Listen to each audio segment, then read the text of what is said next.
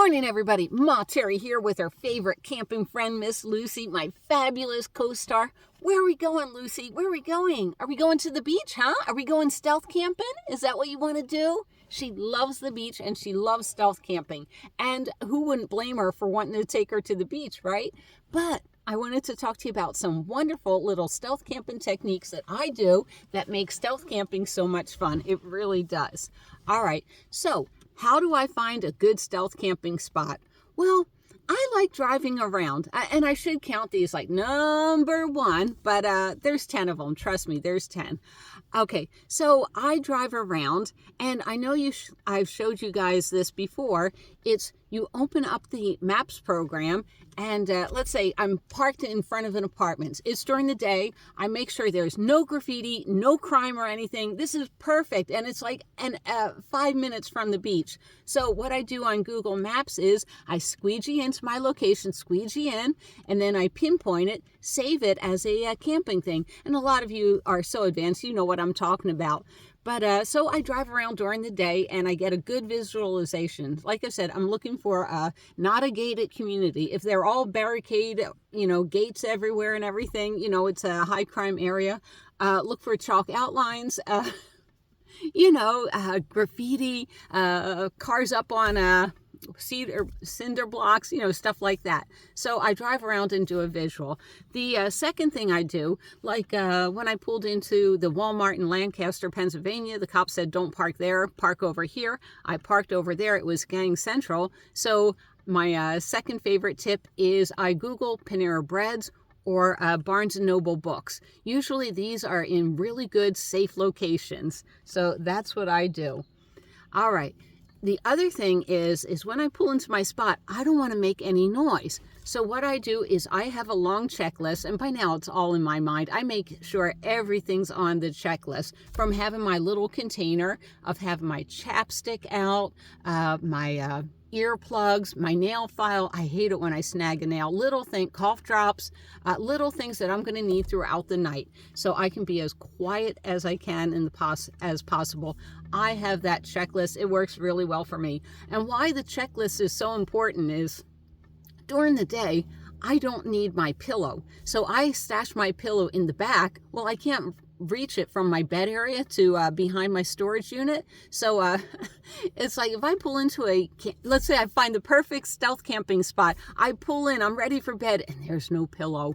And I've had to do this before. I've had to sleep on towels as a pillow. It doesn't work. It's like, then I forfeit my stealth camping spot. I got to drive, go back to the staging area, go through my whole checklist, pull the pillow out from the area that, it's stashed in, and then try to find a new stealth camping spot. So my third tip is you want to make sure you have a checklist either written down or in your head before you go there. All right. Now then, I love day camping. In fact, we just day camped in Ocean Beach. Next, all right, so my let's say my table's all made and everything. I'm doing my crafts and everything, but now I got to turn it into the bedroom. So I have a day camping area, I have my stealth camping location, but now I need a place to where I can break down my stuff without people peering in. I don't want them to say, oh, there's some homeless woman living in a van. Are we in one of those communities? Then at nighttime when a van pulls up, it's like, is someone sleeping in there? I don't want people to get the wrong ideas. So my next one is I find a staging area, someplace where I can turn my desk into the bed at night, get everything all laid out. So when I pull into my stealth camping spot, all I got to do is just jump in the back and go to bed, and put Miss Lucy in the back too. So what does a staging area look like to me? Well, no police and no prying eyes. Now, sometimes I'm down at a park, and it could be like 7:30, 8 o'clock at night when I'm getting ready for bed, and during the winter it's dark out, so I got to find a place with lights or use my headlamp. And I prefer opening my side door and breaking things apart. Now, when I'm in here, let's say I can't find a staging area, and I'll give you an example in a minute. I can actually create the whole bedroom from where I'm sitting in here, but it's not preferred. That's not what I want to do. It makes it like 10 times harder, but it can be done. So, or I may have to do that, like if it's raining and pouring outside, I'm not going to step outside of my van to turn my desk into a bed. So I made sure that when I made this new bed and everything, that I can use it. I can stand in it and well, I can't really stand, I hunch over, but I can convert it from daytime to nighttime use. So some of the places I go to, like there's this mall in Laughlin, Nevada that nobody goes to at all. They don't care. They don't care if you're homeless. People can walk by, there's homeless people. So it's like, yeah, I do it there. Bullhead City, I go to the dog park area. People at a dog park, that's totally I'm not going to stealth camp at the dog park because there's no parking overnight. So, and people are there, people come and go, people ignore you. Usually I find some place, or like Kate and I were talking the other day, some place with privacy, that, if there's bushes right there, I can just jump out and start putting things together. And normally, what, people hate the van shuffle, but it could take me a good 10 minutes to put it together the way I want it and to make sure everything's in place for a smooth nighttime sleep. So, but I have no problem with it. So that was number 5. Wait a minute. Oh, number 6, one of my favorite things. Beach towns are notorious. I say don't get there until you're about ready to crash, right? But, okay, so you get there at 9:30 at night. You may not get a parking space. Why? Because everybody's ready for bedtime. So there may be a space with this little itty-bitty amount of, pulling in and out.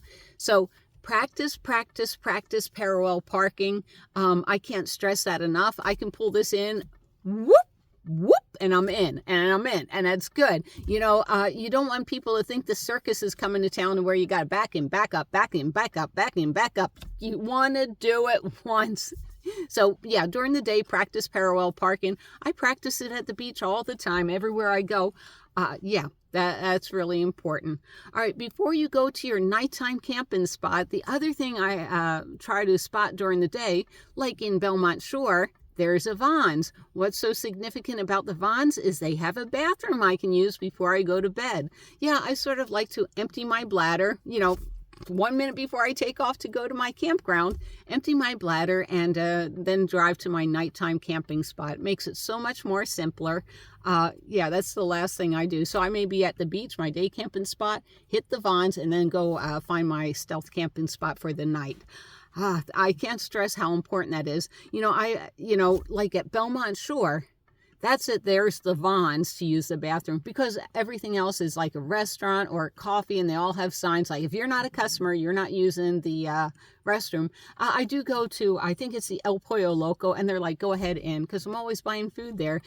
Yeah, and I get to know people, the nighttime managers and crews there. So for me, that's crucial. Find a bathroom spot, and if you can find one with the privacy one, because I'll go in with my toothbrush and everything, brush my teeth and get ready for bed.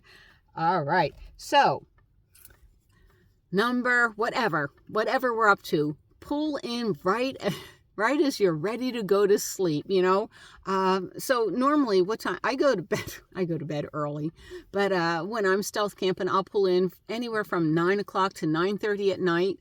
That leaves me 30 minutes to decompress in the back. So for me, that's as close as possible to get to sleep. I do have to take my sleeping medicine, so everything is timed. And, that's one of the things Mr. Louis says about me. He's like, you are on such a schedule. And it's like, I have to. If not, I would never sleep. So pull in right as you got 30 minutes left before you go to sleep. All right, what else do we got? All right. Oh, as you pull in, and I can't stress this enough, you have a couple of windows on each side.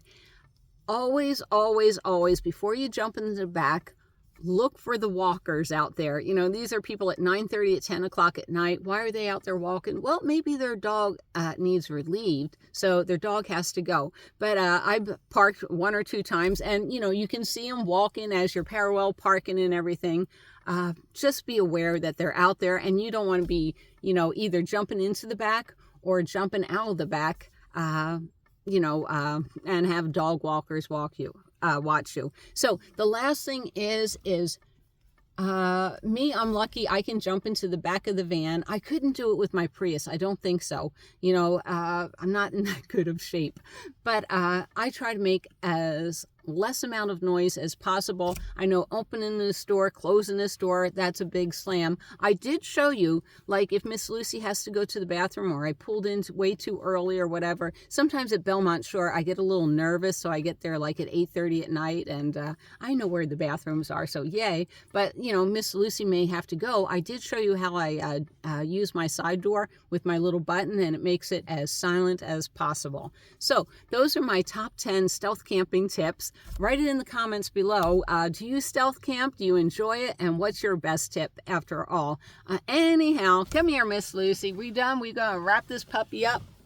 Yes, we are. She is so happy to get out there and get back on the road. Anyhow, I'll see you down the road. Bye.